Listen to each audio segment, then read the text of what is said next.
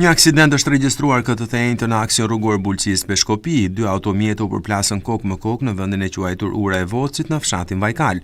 Njëri nga automjetet po lëvizte në drejtim të Bulqizës dhe tjetri në drejtim të Peshkopis, kur janë përplasur në rrugën që lidh lagjen e vjetër të Bulqizës me rrugën Arbrit.